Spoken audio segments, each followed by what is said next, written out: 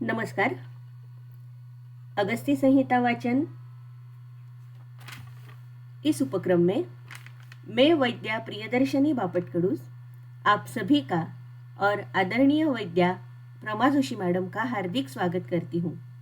श्री चरक संहिता चिकित्सा स्थान वातव्याधि चिकित्सा अध्याय के वाचन का प्रारंभ होने जा रहा है, लेकिन उसके पहले मैडम कुछ संकल्पनाएं विस्तार पूर्वक उसका स्पष्टीकरण कर रही है. मैं मैडम से अनुरोध करती हूँ कि आपके व्याख्यान का प्रारंभ करें.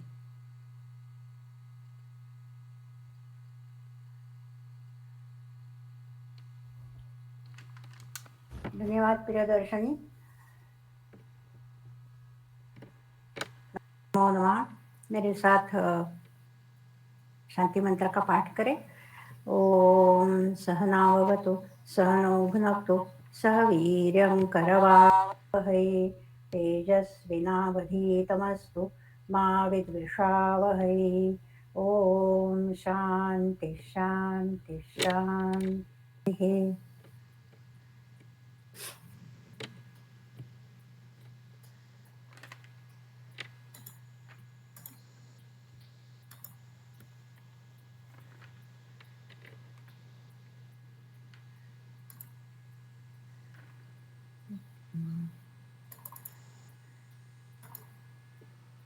दिखाई दे रहा है सबको प्रेजेंटेशन? Yes madam. कुछ मुझे ही प्रॉब्लम आ रही है. एक मिनट. हाँ, ठीक है.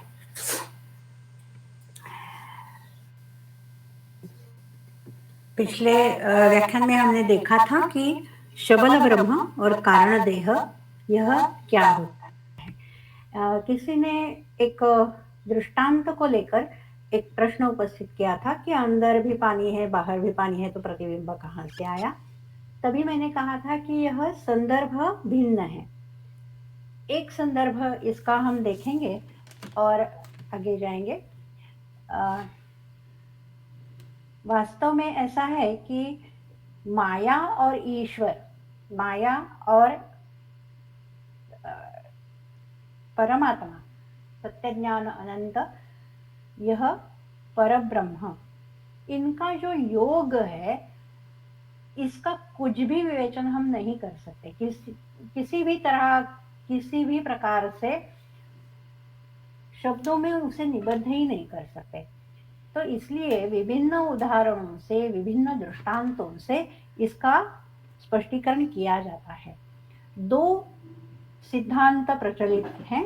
एक है उपहित चैतन्य और दूसरा है प्रतिबिंबित चैतन्य. उसे कहते हैं उपहित, दूसरा है प्रतिबिंबित. प्रतिबिंबवाद, वाद का अर्थ होता है सिद्धांत. तो माया में प्रतिबिंबित ब्रह्म चैतन्य यह है प्रतिबिंबवाद. दूसरा है कि माया में प्रतिबिंबित होना थोड़ा भिन्न है. ये दूसरी प्रकार से हम स्पष्टीकरण कर सकते हैं कि उपहित है. कैसा है कि एक अंश उसका हम देख सकते हैं कि जीव तो भिन्न है, दूसरा जीव भिन्न है, तो अंश तो नहीं हो सकता परब्रह्म का. तो कैसा उसका स्पष्टीकरण करेंगे. इसलिए उपधा, यह एक उपाधि, यह एक स्पष्टीकरण किया जाता है. उपाधि क्या होता है कि किसी के पास रह के उसे अपने स्वरूप में प्रदर्शित करता है. उसका स्वरूप जो है वह प्रदर्शित ना करते हुए अपना जो स्वरूप है उसमें ही उसे प्रदर्शित करता है. जैसे गुड़हल का फूल होता है तो उसके पास यदि हम स्फटिक रखें तो स्फटिक जो है वह श्वेत होते हुए भी लाल रंग का दिखाई देता है. तो उसका रूप प्रदर्शित ना होते हुए गुड़हल के फूल का रूप उसमें प्रतिबिंबित हुआ, वही प्रदर्शित हो गया. ऐसे अपने रूप में ढालना उसे कहते हैं उपाधि. तो ये कैसा है कि पूरे विश्व में आकाश तो सर्वव्यापी है, तो घटाकाश क्या होता है और मठाकाश क्या होता है? वही आकाश के अंश ही है। अंश कह नहीं सकते क्योंकि आकाश तो व्यापी है, अंदर भी आकाश है, बाहर भी आकाश है। तथापि हम घट किसे कहेंगे कि घट से मर्यादित जो आकाश है वह घटाकाश है। तो घट हो गया उपाधि, घट रूप उपाधि से मर्यादित जो आकाश उसे कहेंगे घटाकाश। हमारे गृह में जो आकाश है उसे कहेंगे मठाकाश। एक कक्ष में जो आकाश है वह कक्ष की मर्यादा से मर्यादित है, इसलिए उसे कहेंगे मठाकाश। तो अंदर भी आकाश है, बाहर भी आकाश है। घट में जो जल है, अंदर भी जल है, बाहर भी जल है, तो व्यापकता भी दिखाई है और उपाधि स्वरूप भी दिखाया है। यह केवल दृष्टांत का भेद है और कुछ भी नहीं है। वह माया में प्रतिबिंबित ब्रह्म चैतन्य, यह प्रतिबिंबवाद जो है वह अधिक प्रचलित है। तो हमने कारण देह देखा था कि माया में प्रतिबिंबित ब्रह्म चैतन्य यह होता है कारण देह। इसे हमारे शरीर में कहते हैं आनंदमय कोश। तो यह आनंदमय कोश जो है उसके पश्चात समष्टि में क्या हुआ? कारण देह के पश्चात जैसे हमने देखा था कि शबल ब्रह्म है ईश्वर, तो उसने आलोचन किया, ज्ञान रूप तप किया। किसका ज्ञान? जो भी उत्पन्न करना है उस सृष्टि का आलोचन किया। क्या उत्पन्न करना है, कैसे उत्पन्न करना है, उसका स्वरूप क्या होगा, स्थिति कैसे होगी, सभी का सृष्टि, स्थिति तथा लय तीनों का आलोचन किया। तो वह जो ज्ञान है उस ज्ञान के कारण थोड़ा वह उपचित हो गया। जैसे उत्पत्ति के समय बीज में अंकुर उत्पन्न होता है तो थोड़ा वह बीज फूल जाता है, तो उसी प्रकार वह थोड़ा उपचित हो गया शबल ब्रह्म ईश्वर। तो उससे जो उत्पन्न हुआ उसे कहते हैं हिरण्यगर्भ। हिरण्यगर्भ इसे ही हम ब्रह्मा अथवा ब्रह्मदेव कहते हैं, हिरण्यगर्भ। हिरण्यगर्भ यह संज्ञा कहाँ से आई उसकी? तो हिरण्य इसका अर्थ है सुवर्ण, सोना। सोना, सुवर्ण यह तेज है। इस उत्पन्न जो भी उत्पन्न किया उसमें ज्ञान रूप तेज है। वेद राशि जो पूरा सृष्टि की उत्पत्ति होनी है उसका पूरा ज्ञान इसमें समाया हुआ है। वह ज्ञान होने के कारण वह तेज है। इसलिए जिसके अंतरंग में, गर्भ में तेज हो, सुवर्ण जैसा तेज हो, उसे कहते हैं हिरण्यगर्भ।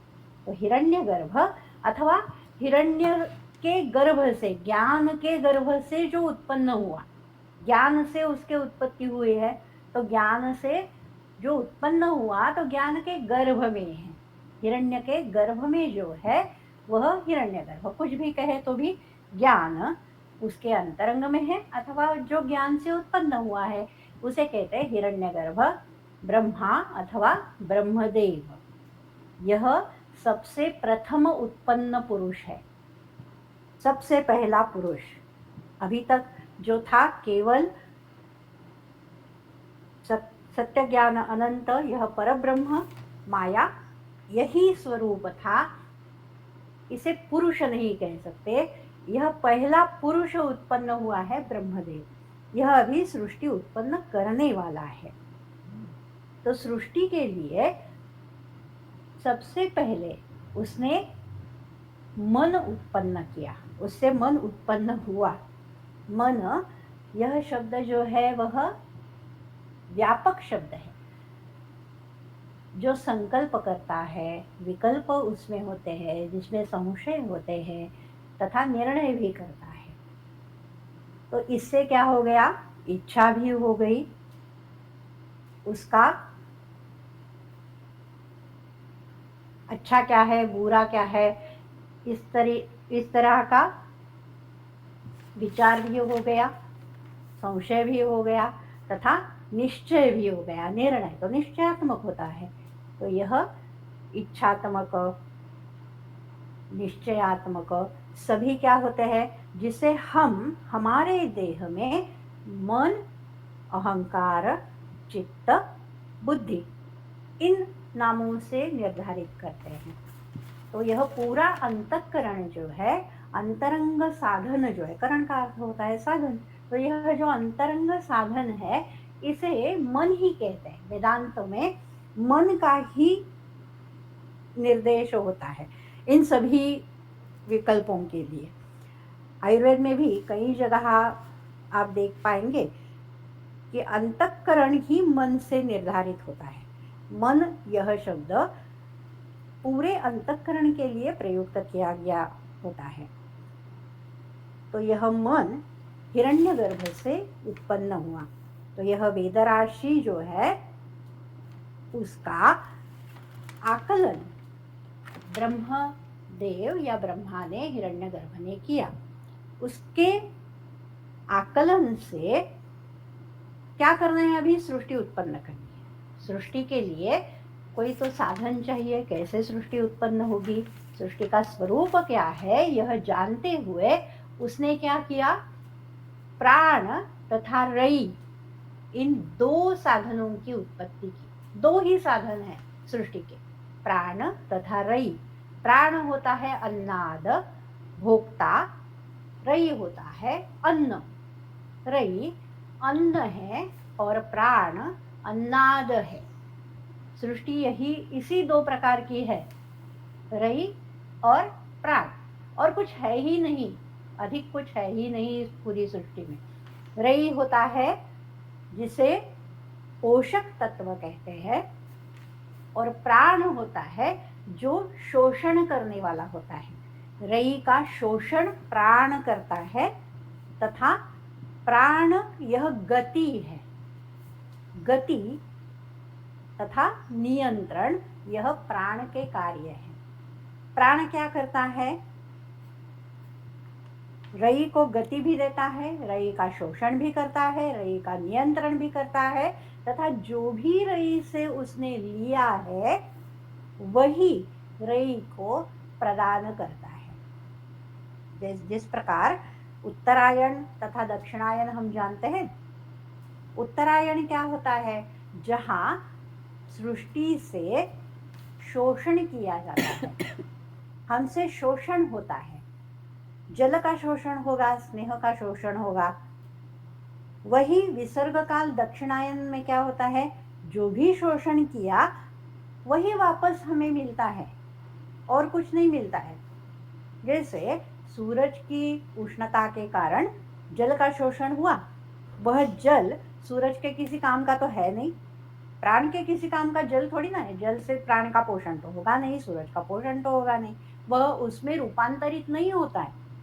जल सूरज में कहाँ रूपांतरित होता है, जो भी जल शोषित होता है उससे क्या होता है, मेघ बनते हैं। वही मेघ जहां से जल शोषित हुआ वही वहां भी और दूसरी जगह भी, सभी जगह वितरित किए जाते हैं तथा उनसे वृष्टि हो जाती है। तो जो शोषण किया वही वितरित करते हुए पूरे विश्व में उसका वितरण किया जाता है, वही दे दिया जाता है। और उससे क्या होगा, जो भी वृष्टि होगी उससे अन्न उत्पन्न हो जाएगा, जिससे पूरे सृष्टि का पोषण हो जाता है। यह रई और प्राण का कार्य है। रई होता है पोषक तत्व, प्राण होता है शोषक, नियंत्रक, गतिमान तत्व। रई का शोषण करता है, उसी को वह वापस देता है। रई से प्राण को पोषण नहीं मिलता है, प्राण में रई रूपांतरित नहीं होती है, प्राण भी रई में रूपांतरित नहीं होता है। दे आर नॉट इंटरचेंजेबल, उसमें आपस में रूपांतरण नहीं होता है। तो यही संकल्पना स्पष्ट करने के लिए बताया जाता है कि हिरण्यगर्भ में प्राण और रई है, अंतरंग है उसका। उसने ही अपने मन से सृष्टि के साधनभूत प्राण और रई अपने में ही उत्पन्न किए हैं।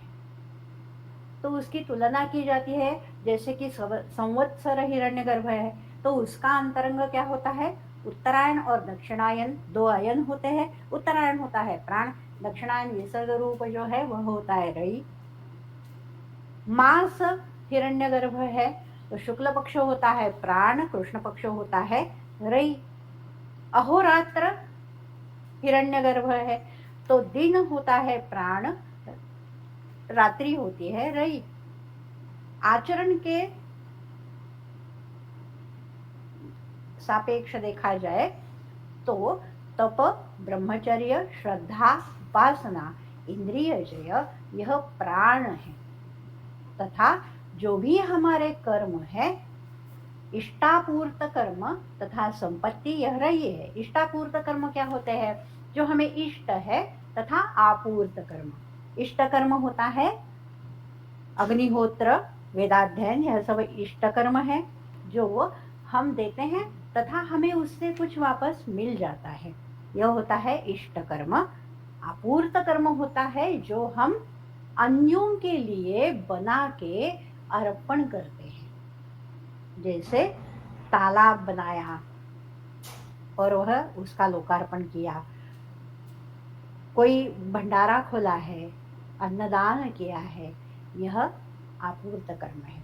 मंदिर बनाया, उसे लोकार्पण कर दिया, यह सब होता है पूर्त कर्म। हम कहीं दान देते हैं, वह पूर्त कर्म होता है। तथा हमारे कर्मों से जो संपत्ति उत्पन्न होती है वह भी रई होता है, जिससे पोषण हो जाता है। ठीक है, यह प्राण तथा रई ये दो ही साधन है सृष्टि के। पूरी सृष्टि, समूची संपूर्ण सृष्टि जो है इन्हीं दो अंशों में बटी हुई है, और तीसरा कुछ सृष्टि में है ही नहीं। जो भी है या तो रई है अथवा प्राण है, और कुछ नहीं है। यह जो रई है उसका पोषण चंद्रमा से होता है। चंद्रमा इसका नियंत्रक है। सोम कहो, उसे उदक कहो, आप कहो, चंद्रमा कहो, यह रई का नियंत्रक है। सूर्य यह प्राण का नियंत्रक है। प्राण इसका पोषण करता है सूर्य। यह है अग्निशोमीय सृष्टि। दो ही तत्व है, अग्नि तथा सोम। प्राण अन्नाद अग्नि सूर्य, रई सोम पोषक तत्व अन्न भोग्य, यह अग्निशोमीय विश्व है। रई का पोषण चंद्रमा से होता है, प्राण का पोषण आदित्य से होता है। रई है अन्न, आदित्य है अन्नाद। जो भी सृष्टि में भूत भौतिक द्रव्य है, औषधि अन्न हमारा जिसे हम खाते हैं, औषधि वनस्पति, यह सब मूर्त रई है, जिसे कहते हैं मूर्त रई। शब्द स्पर्श आदि जो भोग हम करते हैं इसे कहते हैं अमूर्त रई। अमूर्त क्योंकि उनका मूर्त अस्तित्व नहीं होता है। शब्द का मूर्त अस्तित्व नहीं है, स्पर्श का मूर्त अस्तित्व नहीं है, तो यह अमूर्त रई है। यह सभी है अन्न अथवा भोग्य। प्राण का क्या होता है, यह गति नियंत्रक है। तो ऐतरेय उपनिषद में कहा गया है कि जो देवता होती है, वैदिक देवताएं, वह सभी प्राण की विभूति है। विभूति का अर्थ होता है सामर्थ्य का विस्तार, सामर्थ्य की अन्यान्य अभिव्यक्ति। सामर्थ्य जो है वह है प्राण, जो नियंत्रक है, जो गति है वह सामर्थ्य है, वह है प्राण। तो विभिन्न रूपों में विभिन्न प्रकार का नियंत्रण जो करता है उसे कहते हैं देवता। एक नियंत्रक हो गया, एक प्रकार का नियंत्रण करता है वो एक देवता होता है। दूसरे प्रकार का नियंत्रण करने वाला दूसरा देवता होता है। यह प्राण की विभूतियां हैं, उसे ही वैदिक देवता कहते हैं। यदि हम आधुनिक दृष्टि से देखें तो मैटर एंड एनर्जी, इसे हम कहते हैं रई, और इनका नियंत्रण करने वाले सभी जो फोर्सेस है उसे कहते हैं प्राण। कह सकते हैं, कहते हैं ये नहीं कहना चाहती मैं, कह सकते हैं, तुलना यदि करे तो यह है कि matter and energy is right and force that is प्राण। क्यों मैं ये कहती हूँ, इसका एक आधार शांकर भाष्य में है, प्रश्नोपनिषद में। शांकर भाष्य में कहा है, पृथिव्याभिमानिनी या देवता सा पुरुषस्य अपान वृत्तिम आकृष्य अध एव अपकर्षणेन अनुग्रहं करोति, अन्यथा ही शरीरम गुरुत्वात्पते सावकाशे वा उद्गच्छेत्। एक उपनिषद में वाक्य आया है, उसके स्पष्टीकरण के लिए भाष्य किया है शंकराचार्य ने। तो क्या कहा है कि पृथ्वी की अभिमानिनी जो देवता है, पृथ्वी के आधार से रहने वाली देवता, वो क्या करती है, मनुष्य के अपान को आकृष्ट करती है, अपनी ओर खींचती है। तो अधो आकर्षण के कारण उस पे अनुग्रह, मनुष्य पे अनुग्रह करती है। क्या अनुग्रह है यह अनुग्रह ऐसा है कि शरीर तो पृथ्वी पे है, शरीर का अपना गुरुत्व है, तो गुरुत्व के कारण वह गिर जाएगा, अथवा पृथ्वी भी गतिमान है तो वह फेंका जाएगा अंतराल में। तो यह नहीं होता है, अधो आकर्षण नहीं होगा तो वह गिरेगा भी या अंतराल में फेंका जाएगा। ये ना हो, ये नहीं होना, इसका नहीं होना, वह नहीं गिरता है, वह नहीं फेंका जाता है, यह अनुग्रह है। तो ये क्या हो गया, यह तो ग्रेविटेशनल फोर्स हो गया। इसके कारण हम पृथ्वी से जुड़े हुए हैं। तो ग्रेविटेशनल फोर्स यह अपान वृत्ति है, यह अपान है, अपनी ओर खींचना, नीचे खींचना, यह अपान का कार्य है। हमारे शरीर में जो अपान है वह भी यही कार्य करता है।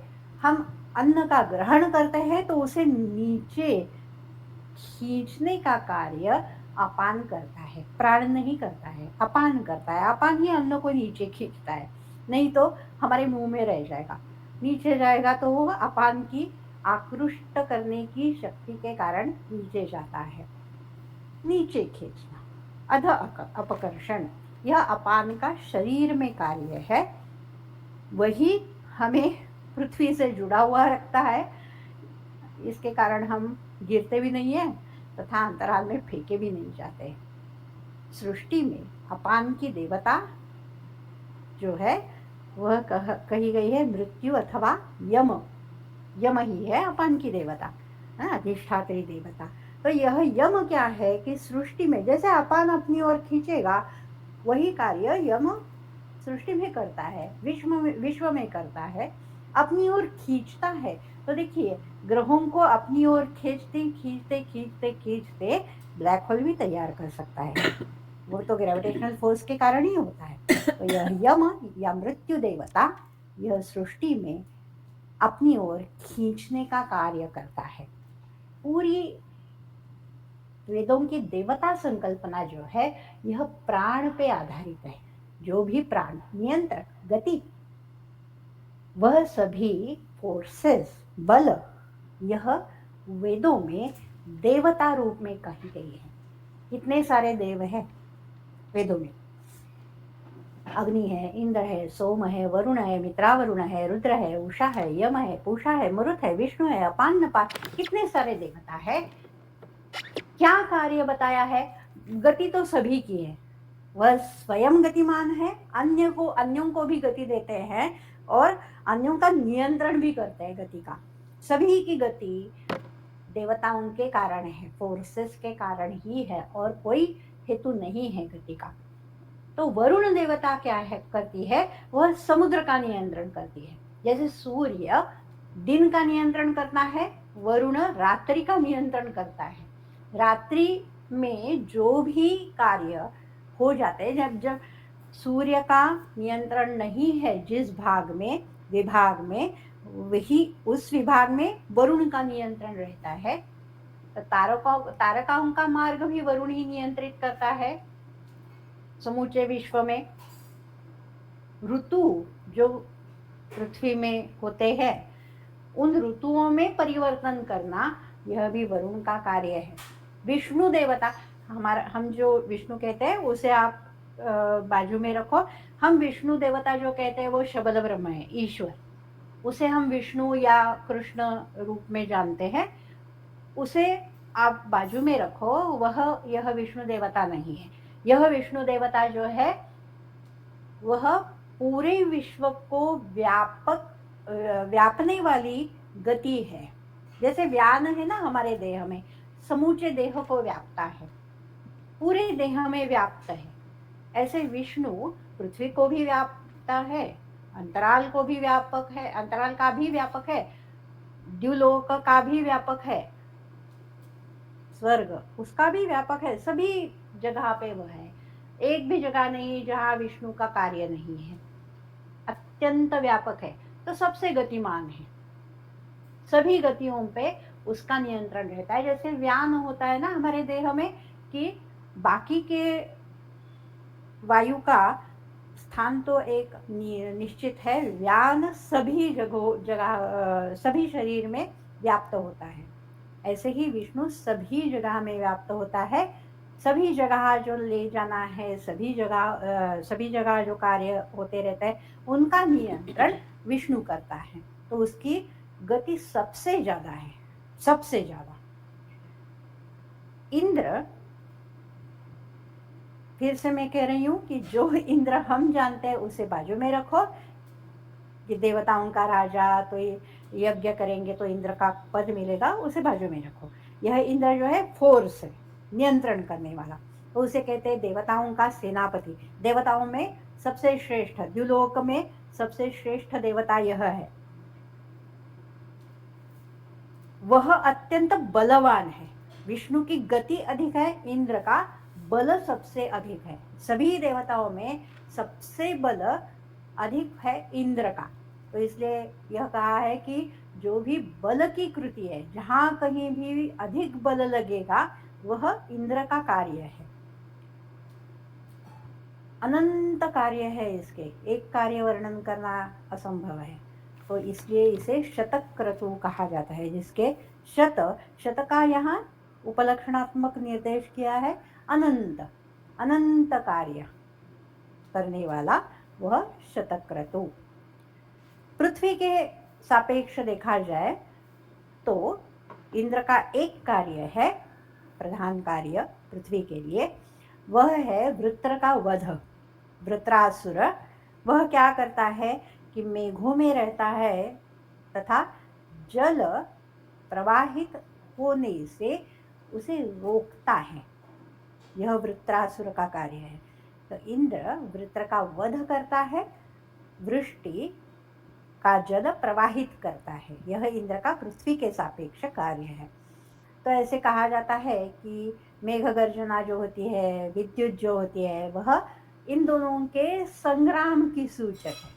यह थोड़ी कवि कल्पना है कि संग्राम की सूचक, तथापि यह क्रिया है कि कुछ तो फोर्स ऐसा है कि जो वृष्टि रोकेगा, दूसरा फोर्स है कि वह उसे प्रवाहित करेगा। यह जो फोर्सेस की क्रिया है, उसी के कारण मेघ गर्जना तथा विद्युत उत्पन्न होती है। संग्राम सूचक है, यह हमारी कल्पना है उस पे। तो इनका संग्राम है, इसका अर्थ क्या हुआ कि इसमें कुछ तो टकराव है, दो बल है विभिन्न कार्य करने वाले, उनके टकराव के कारण मेघ गर्जना तथा विद्युत हो जाती है। यह इंद्र का पृथ्वी के सापेक्ष एक प्रधान कार्य है। बाकी तो सृष्टि में बहुत सारे नियंत्रक बलपूर्वक काम जो करने होते हैं, कोई फोर्स है उसे बदलना है, उसका मार्ग बदलना है, वह इंद्र करता है। वह एक ग्रह को दूसरे जगह ले जा सकता है, वह जल का प्रवाह विपरीत कर सकता है। जो भी फोर्स कार्य कर रहा है उसका विपरीत करना, यह सबसे बल का काम है, वह इंद्र का कार्य है।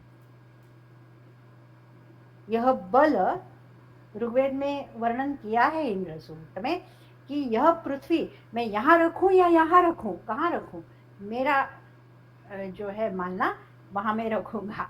यह इंद्र का वचन। ऐसे कई वचन हैं कि बल के कार्य इंद्र के कार्य होते हैं। और भी देवता है मरुत, यह गण देवता है। कई गण देवता सृष्टि में बताए गए, रुद्र भी है, आदित्य भी है, मरुत भी है, कई गण देवता। ये गण देवता जो है ना, वो वितरण के कार्य अधिक करते हैं, सभी जगह समान वितरण हो, यह कार्य करते हैं।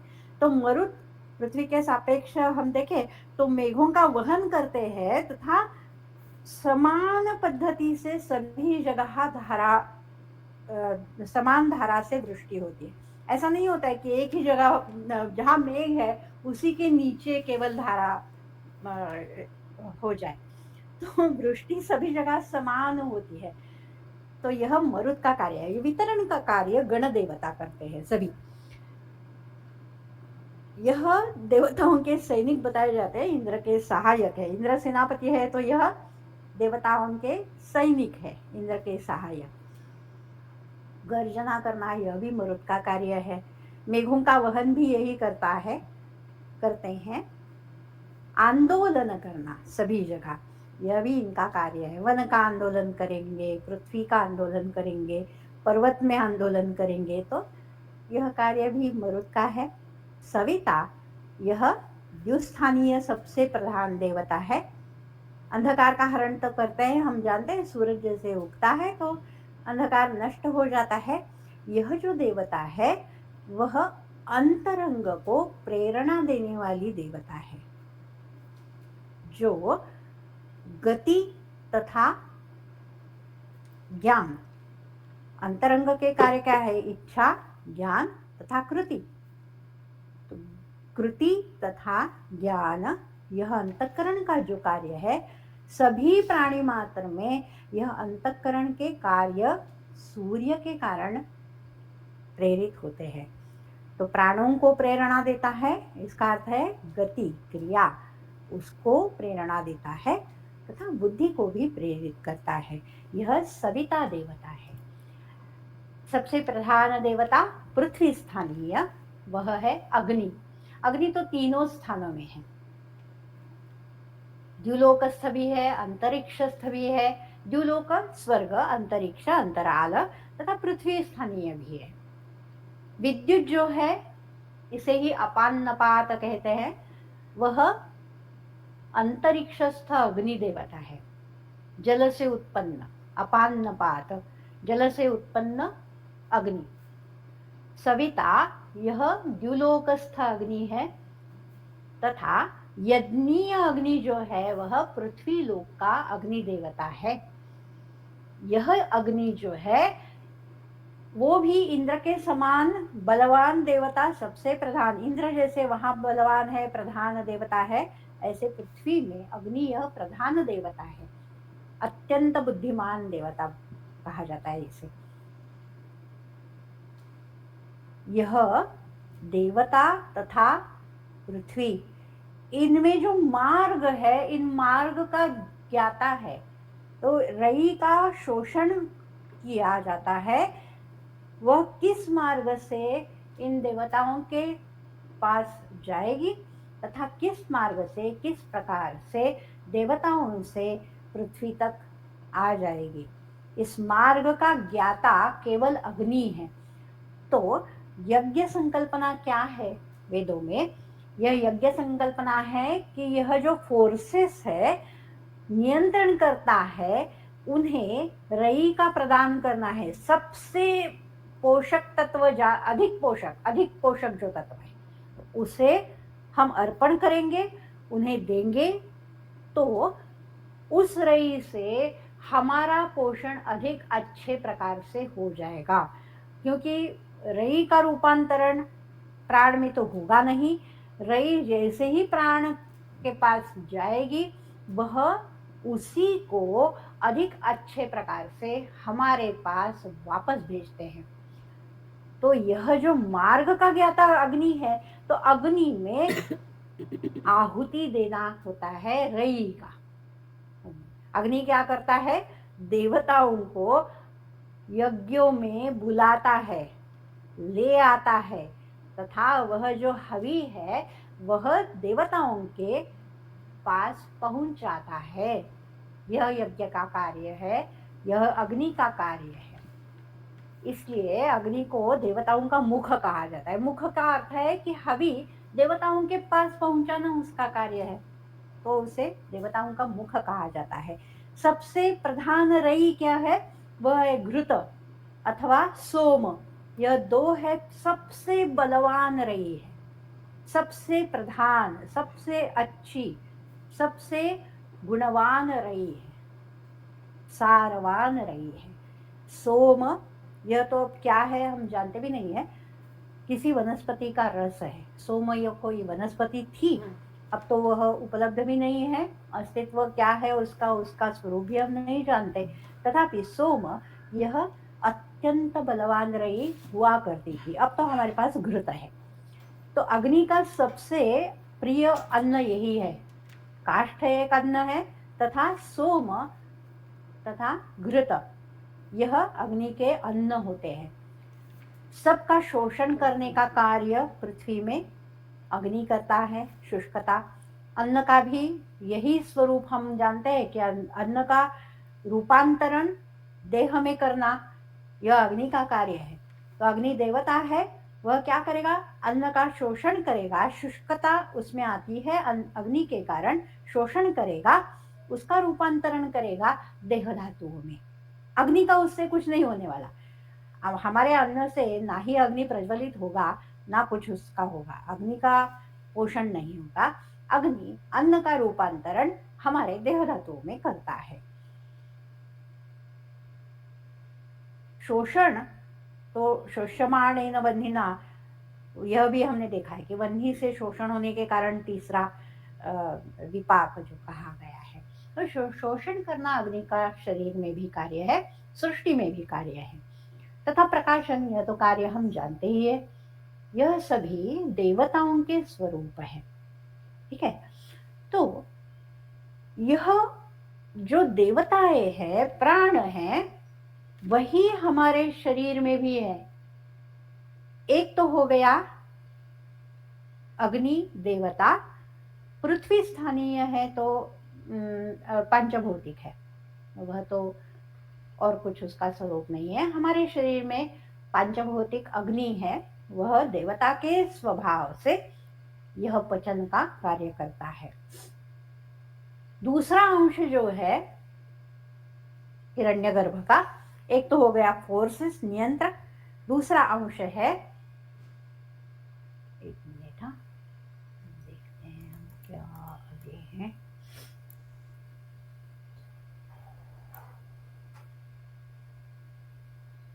वह है रई, दूसरा अंश हिरण्यगर्भ का। एक प्राण, दूसरा रई। तो रई क्या है? अन्न है। अन्न से क्या होगा? हमने जो पढ़ा है, तस्माद् वा एतस्मात् आत्मनः आकाशः सम्भूतः, आकाशात् वायुः, वायोः तेजः, तेजात् अपसु पृथ्वी। यह सूक्ष्म भूतों की उत्पत्ति उससे होती है। आकाश तन्मात्र उत्पन्न होता है। आकाश तन्मात्र स्वयं नहीं उत्पन्न होगा, यह प्रत्येक जगह यह लेना है कि उसमें प्रतिबिंबित ब्रह्म चैतन्य, चैतन्य के अनुपस्थिति में कुछ भी नहीं होने वाला। माया कुछ भी नहीं करती है, अपने आप कुछ भी नहीं होता है, जड़ प्रवर्तित नहीं होता है। तो यह लेना है कि माया में प्रतिबिंबित ब्रह्म चैतन्य, उससे आकाश तन्मात्र उत्पन्न होता है। आकाश तन्मात्र में प्रतिबिंबित ब्रह्म चैतन्य से वायु तन्मात्र की उत्पत्ति होती है। वायु तन्मात्र में प्रतिबिंबित ब्रह्म चैतन्य से तेज तन्मात्र उत्पन्न होता है। तेज तन्मात्र में प्रतिबिंबित ब्रह्म चैतन्य से जल तन्मात्र, जल तन्मात्र में प्रतिबिंबित ब्रह्म चैतन्य से पृथ्वी तन्मात्र। यह पंच तन्मात्र, अथवा उसे कहते हैं सूक्ष्म भूत। यह सूक्ष्म रई स्वरूप हिरण्यगर्भ में उत्पत्ति होती है। प्राण तथा रई, यह सृष्टि के साधनभूत, यह हिरण्यगर्भ में उत्पन्न होते हैं। आलोचन करके इसने यह पूरा उत्पन्न किया है। इससे आगे दूसरी उत्पत्ति जो होगी वह हमारे शरीर में इसी का स्वरूप बताया जाता है, तो उसका हम विवेचन अधिक रूप से अगले लेक्चर में देखेंगे। 15 मिनट बाकी है, तो कोई प्रश्न हो तो आप पूछ सकते हैं।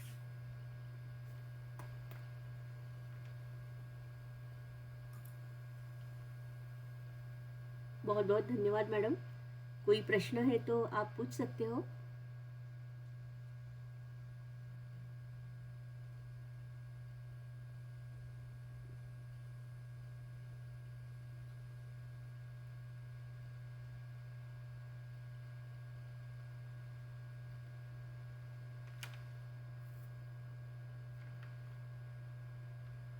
मेरा आप सबसे निवेदन एक है कि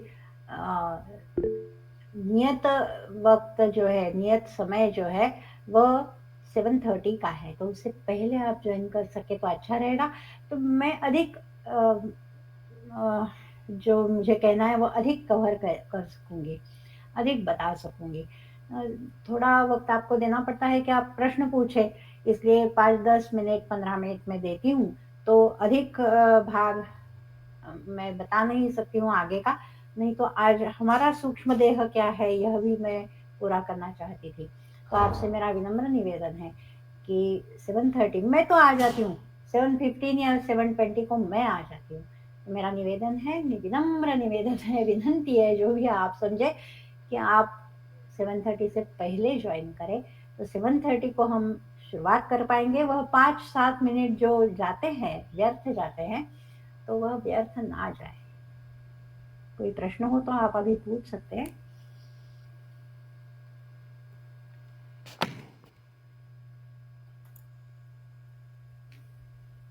शायद प्रश्न नहीं है मैडम। ठीक है, तो थोड़ा आगे का ले ले या हाँ हाँ, मैं समाप्त वही कर? वही आपको हाँ, आगे करने तो वाली थोड़ा थी। आगे का ले लेती हूँ, कोई बात नहीं। ठीक। अच्छा है। अरे अरे, एक मिनट। हाँ, तो ये पूरा बंद कर दिया।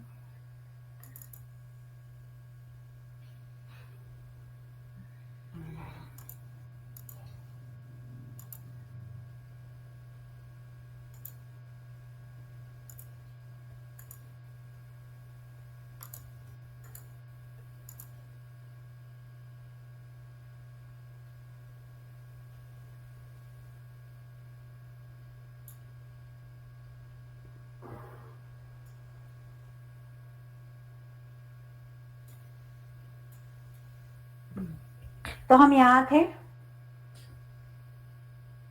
हमारे शरीर में क्या होता है, इससे थोड़ा हम पीछे जाते हैं। यहाँ से जो है ना, ये तन्मात्र तथा प्राण, यह उत्पत्ति हो गई। तो इससे क्या होगा, ज्ञान से आगे तो कुछ नहीं हो सकता है, ज्ञान से कुछ कार्य नहीं होगा। तो क्या हुआ कि इसी ब्रह्मदेव ने अपने मन से ज्ञान तथा कार्य यह करने वाले ऋषियों को उत्पन्न किया। सप्त ऋषि बताए जाते हैं, सप्त ऋषियों को उत्पन्न किया तथा 4 मनु उत्पन्न किए। तो ज्ञान तथा कृति, इच्छा ज्ञान कृति, यही स्वरूप है अंतःकरण का। तो ज्ञान के साथ ही उत्पत्ति हो जाएगी। तो ज्ञान स्वरूप सप्त ऋषियों को उत्पन्न किया, वह आद्य ऋषि कहलाते हैं। साध्य, ऐसा वेदों में उसका नाम आया है। भृगु, मरीचि, अत्रि, पुलस्त्य, पुलह, क्रतु तथा वशिष्ठ, यह सप्त ऋषि उत्पन्न किए तथा 4 मनु उत्पन्न किए। तो जो वेद ज्ञात था वह वेदों का इन्हें प्रदान किया कि इससे, इसकी सहायता से आपको आगे उत्पत्ति करनी है। तो उन्होंने क्या किया, यह जो सूक्ष्म तन्मात्र है उन्हीं को परस्पर में मिला के फोर्सेस को उस पे अप्लाई करके कितना कितना कार्य हुआ होगा आप कल्पना कर सकते हैं। तन्मात्रों से पूरी विश्व की उत्पत्ति करनी है। तो यह सप्तऋषि और 4 मनु, इन्होंने क्या किया, इसी तन्मात्र रूप सूक्ष्म भूत इनके आपस में मिलने से फोर्सेस का उस पे कार्य करके पूरे विश्व की उत्पत्ति की। तो यह कहा गया है वेदों में कि यह पहले हवन किया उन्होंने, हवन ही है ना, यह सूक्ष्म भूत, उनमें उस पे प्राणों की क्रिया, देवताओं की क्रिया, यह हवन ही है। तो यह पहला यज्ञ उन्होंने किया।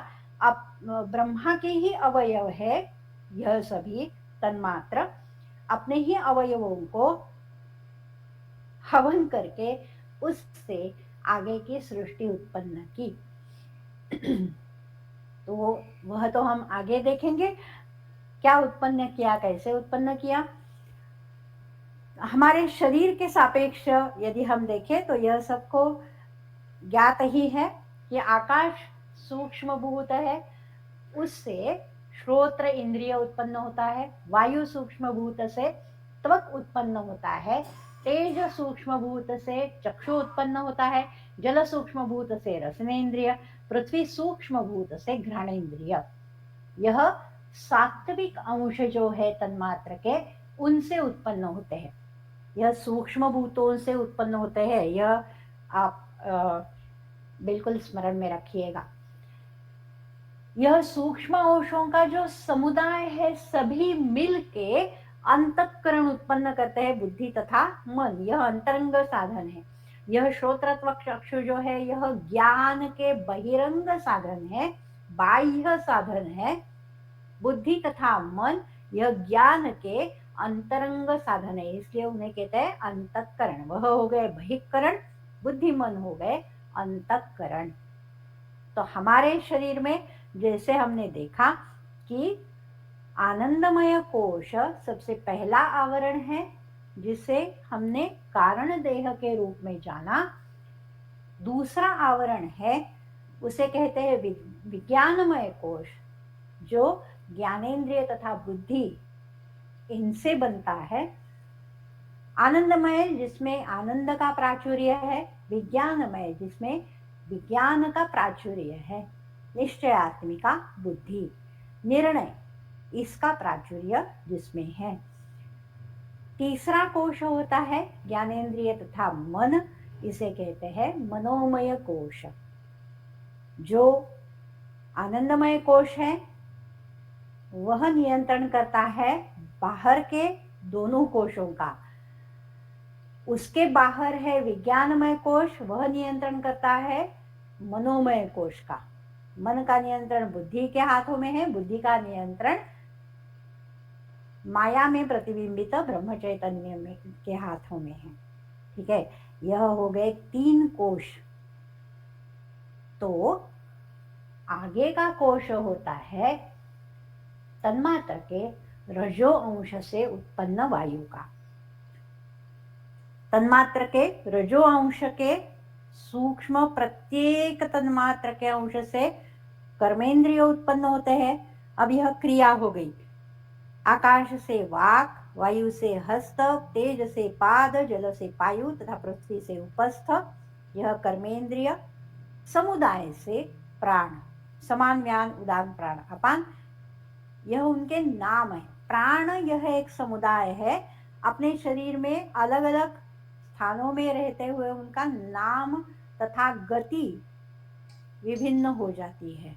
जैसे देवता विभिन्न हो गए, उसी प्रकार यह बल का स्वरूप क्या है, कहाँ गति है, किसका नियंत्रण करता है, इसके कारण उसे भिन्न भिन्न नामों से जाना जाता है। तो यह कर्मेंद्रिय तथा प्राण, इन्हें मिला के हो जाता है प्राणमय कोश। यह हो गया सूक्ष्म देह। किनको मिला के? विज्ञानमय कोश, मनोमय कोश तथा प्राणमय कोश, यह तीनों को मिला के हो जाता है सूक्ष्म देह।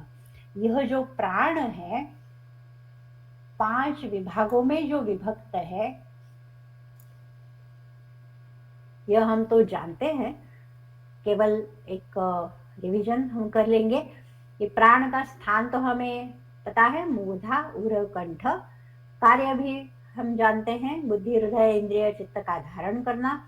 स्थीवन क्षवथु उद्गार निश्वास, जो सभी ऊर्ध्वगति है प्राण, यह ध्यान में रखिए। हम ऐसा सोचते हैं कि प्राण अधोगति है, प्राण अधोगति नहीं है, अधोगति केवल अपान है, अपान नीचे खींचेगा। तो ऊर्ध्वगति है तो स्थीवन क्षवथु उद्गार बाहर ले आता है, उद्गार तो ऊर्ध्ववात है ना, उसे बाहर ले आता है। निश्वास, श्वास को बाहर फेंकना, केवल अन्न का प्रवेश करना, यह अंदर लेना है। बाकी ऊर्ध्वगति है प्राण। अपान है अधोगति, प्रधान स्थान उसका है गुद तथा उपस्थ। नीचे खींचना, यह अपान का कार्य है।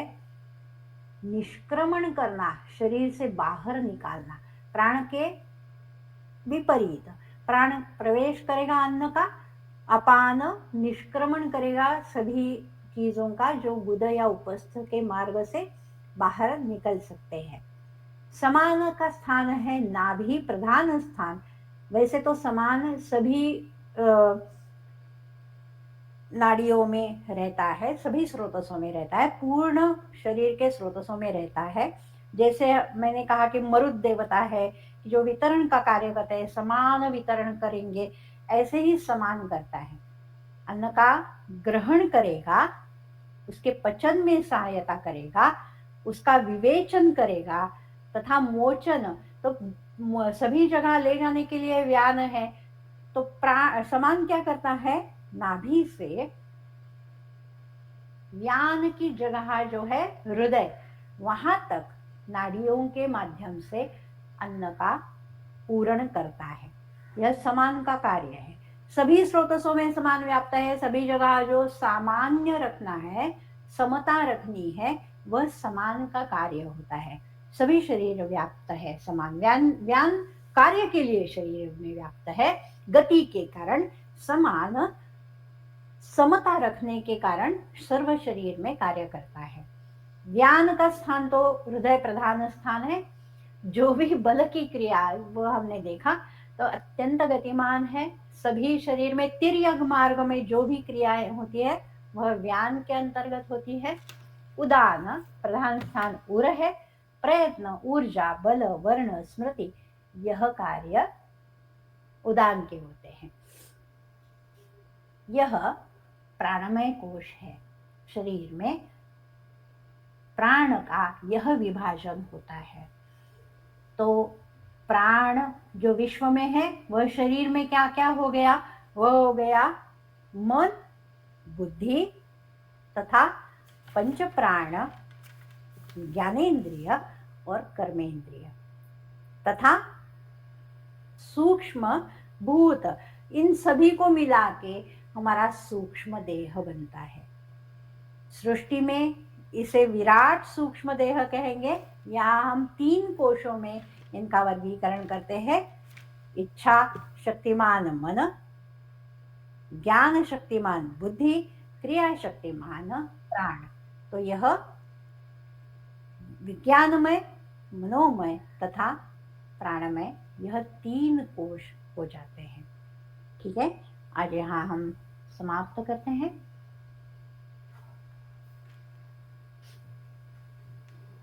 अभी अगर कोई प्रश्न हो तो पूछ सकते हो। एक प्रश्न यहाँ पर, एक प्रश्न दिख रहा है मैडम यहाँ पर। हाँ। उदान की डायरेक्शन क्या है? उदान की गति, उदान की गति भी ऊर्ध्व ही है, तथापि यह ऐसा होता है कि प्राण को निष्कासन करने में जीव, प्राण को अर्थात यहाँ प्राण का अर्थ है जीव, जीवात्मा, इसे बाहर निकालने के समय ही उदान ऊर्ध्वगति हो जाता है। सामान्यतया प्राण ऊर्ध्वगति है, उदान भी ऊर्ध्वगति है, तथापि वह जीवात्मा को शरीर से बाहर निकालने में ऊर्ध्वगति हो जाता है। यह गति है। अहंकार क्या है? अहंकार इंद्र है। जैसे मैं यह कार्य कर रहा हूँ, अधिक बल होने के कारण जो होता है वह इंद्र है। इंद्र का जो कार्य है वह शरीर में अहंकार का कार्य है। अहम इसका अर्थ है मैं, यह भावना, इस शरीर को मैं ऐसा मैं जानती हूँ, यह अहंकार है। अहंकार का अर्थ जो हम अनुचित अर्थ से लेते हैं ना, कि मैं सबसे बलवान हूँ और कोई है नहीं, यह अहंकार यहाँ प्रस्तावित नहीं है। अहंकार का अर्थ है अहम, स्वभाव से जानना। शरीर में मैं भावना रखती हूँ कि ये मेरा शरीर है, मैं हूँ। मन, ये मैं हूँ, यह जो मैं की भावना है उसे अहंकार कहते हैं। सामान्य अर्थ है अहंकार का। ठीक है। मृत्यु के समय क्या? हाँ, मृत्यु के समय जो जीवात्मा बाहर निकलता है वह उदान उसे बाहर निकालता है। अग्नि के लिए भी यही कहा गया है ना, जीव के लिए भी यही कहा गया है कि समान कार्य क्या करता है? प्राण की ऊर्ध्वगति है, अपान की अधोगति है। तो जीवात्मा ऊर्ध्व चला जाएगा या अधो चला जाएगा ना, खींचते हैं वो ऊर्ध्व और अधो। तो समान क्या करता है? उनमें बैलेंस रखता है, प्राण की ऊर्ध्वगति तथा अपान की अधोगति। तो जब ऐसे होता है ना कि अपान ऊर्ध्वगति हो जाता है, तो क्या हो जाएगा? हम कहते हैं ना, प्राण मेरे कंठ में आ गए। ये हो जाता है। समान उसे नियंत्रित कर नहीं पाता, अपान ऊर्ध्वगति हो जाता है, तभी श्वास हो जाता है, तभी कास हो जाता है। श्वास यह प्राणघातक बताया। क्या है ऐसा श्वास में कि जो प्राणघातक होगा? ऐसे कई व्याधि है, तो उन्हें प्राणघातक नहीं कहा है चरक में। चरक में कहा है कि श्वास, हिक्का और श्वास, यह दो है सबसे प्राणघातक। क्योंकि ये हो जाता है उसमें कि समान का जो ये कार्य है, बैलेंस, वह नहीं रहता। तो इसलिए उसे नाभि से उत्पन्न हुए व्याधि कहा है। तो समान का यह कार्य नहीं होता है, अपान ऊर्ध्व गति हो जाता है, तो प्राण कंठों में आ जाते हैं, क्या अभी निकलेंगे। तो यह निकालने का कार्य उदान का है, जीवात्मा को बाहर निकालना, तभी वह ऊर्ध्वगति हो जाता है। तब तक जीव नहीं निकलता। तेज तन्मात्रेपासून पाद हे कर्मेंद्रिय कसे उत्पन्न होते? मैं यह प्रश्न ही नहीं जान पा रही हूँ। केवल पाद कर्मेंद्रियों के लिए ही यह प्रश्न है, बाकी किसी भी कर्मेंद्रिय या ज्ञानेन्द्रिय के लिए यह प्रश्न नहीं है। इससे यह कैसे उत्पन्न हुआ? तन्मात्राओं से यह सृष्टि कैसे हो गई? यह प्रश्न सभी एक ही समान है कि शबल ब्रह्म से हिरण्यगर्भ कैसे उत्पन्न हुआ, हिरण्यगर्भ में प्राण तथा रई कैसे उत्पन्न हो गई? इसका उत्तर तो किसी के पास है नहीं। क्या बताएंगे हम इसके बारे में? वह तो नासदीय सूक्त में बताया है कि यह देव भी नहीं जानते यह कैसे हुआ, यह कोई नहीं जानता। हो जाता है, यह तो सत्य है। मैडम, मेरा एक प्रश्न था कि जैसे प्राण की ऊर्ध्व गति है, ये स्पेशली आप बता रही हो, तो कास जैसे व्याधियों में उदान भावमापन्न ऐसे जहाँ हम कहते हैं, तो वहाँ पर प्राण और ऊर्ध्व भावमापन्न, हाँ, या उदान भावमापन्न वैसा। वही मैं बोल रही हूँ कि उदान भाव, इसका अर्थ ही वहाँ ऊर्ध्व भावमापन्न है ऐसे। हाँ, तो वहाँ पर प्राण और अधोवात या जो उदान या ऊर्ध्व गति जिसे प्राप्त हुई है, तो ऐसे ये दो वातों का कुछ यानी कि क्या कहूँ, टक्कर जैसा कुछ होकर कास उत्पन्न होता है, ऐसे नहीं होता क्या? यानी संप्राप्ति में यही है कि यह विभिन्न दिशाओं में गति है, तो दो गतियां एक साथ आ जाती है। अधोगति होनी चाहिए तो वह ऊर्ध्वगति हो जाता है। तो इस कारण क्या होगा कि पूरे अवयव जो है वह कार्य नहीं करेंगे ठीक तरह से। अवयव तो ऐसे ही रहेंगे ना, वो थोड़ी ना गतिमान है, वह तो इनकी गति से गतिमान है। तो कार्य जो होना चाहिए उसके विपरीत कार्य उसका हो जाता है, इसलिए व्याधि उत्पन्न हो जाता है। बलों का टकराव नहीं है ये। यह वायु की गति बदल गई तो अवयवों पे भिन्न कार्य हो गया। अच्छा, देखो यानी हम प्राण और वातव्याधि उदान का का कुछ स्वरूप नहीं है जब, वहां पर। हाँ, प्राण का कुछ उसमें इन्वॉल्वमेंट नहीं है, इसका नहीं, मतलब। एक मिनट, एक मिनट, क्या है, यह बहुत ही बड़ा प्रश्न है, उसका आंसर बहुत बड़ा है। तो जब हम वातव्याधि देखेंगे ना, तो यह हम देखेंगे कि वायु क्या करता है और व्याधि क्या होता है। वायु अलग है और व्याधि अलग है, वात यस, और व्याधि यह अलग अलग हम देखेंगे। तो इसमें इसका भी हम कवर करेंगे। यस, यदि यस, मैं भूल गई तो फिर से मुझे याद यस, दिलाना। यस, यस, श्योर, ठीक है। यस।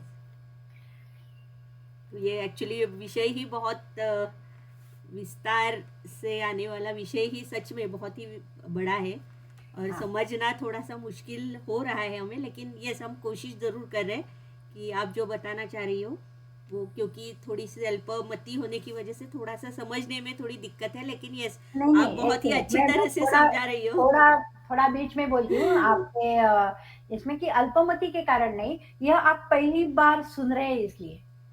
तो जैसे जैसे आप उसे पचाएंगे ना, आपका आमनी जब तीव्र हो जाएगा तो समझ में आ जाएगा सारी आपके तरफ। Yes, yes, thank you madam, बहुत बहुत धन्यवाद। तो आज के लिए हम यहीं पर रुक रहे हैं, और फिर से मिलेंगे नेक्स्ट बुधवार को। और जैसे मैडम ने कहा, कृपया 7:30 डॉट उसके पहले ही आ जाइए, तो हम लेक्चर हमारा 7:30 से स्टार्ट कर सकते हैं। बहुत बहुत धन्यवाद, सभी का धन्यवाद।